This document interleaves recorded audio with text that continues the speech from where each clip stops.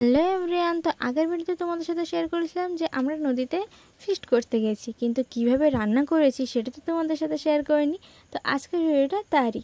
তো আমরা সবার প্রথমে সব কিছু বাড়ি থেকে নিয়ে গেছিলাম, আর যাওয়ার পথেই আমরা কিন্তু সবজিগুলো কেটে নিয়েছিলাম।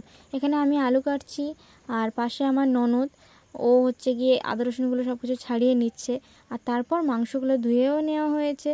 তারপর যেটা ছিল কাঁকড়া, তো কাঁকড়া এখানে সবাই মিলে ছাড়িয়ে নিচ্ছে। আর সবথেকে মজার যে জিনিস হয়েছে, এখানে তো সব কিছু রেডি আমরা করে নিলাম। আদা রসুন পেস্ট করার জন্য কাকু একটা উপায় বের করে নিয়েছিল, কেননা আমরা আদা রসুন গ্রেট করার জন্য কোনো কিছু নিয়ে যাইনি, মানে কোনো পিলার বলো বা চপিং জাতীয় ওই সমস্ত কোনো কিছু আমরা নিয়ে যাইনি, মানে নিয়ে যেতে ভুলে গেছি। ইনফ্যাক্ট আরও একটা যেটা বিশেষ জিনিস, সেটা হচ্ছে কি লবণ, যেটা ছাড়া কোনো তরকারি মানে অসম্পূর্ণ। হলুদ না থাকলেও তাও ওই সাদা সাদা তরকারি খাওয়া যেত, কিন্তু লবণ ছাড়া তরকারির কোনো টেস্ট নেই। তো ওটা আনতেই আমরা ভুলে গেছিলাম, তাই আবার আমাদের ব্যাকে যেতে হয়েছিল। তো ওখানে গিয়ে মানে বাড়িতে গিয়ে আবার আমরা লবণ নিয়ে এসে আবার রান্না করেছি। তো এটাই ছিল আমাদের রান্নার এক্সপিরিয়েন্স নদীতে।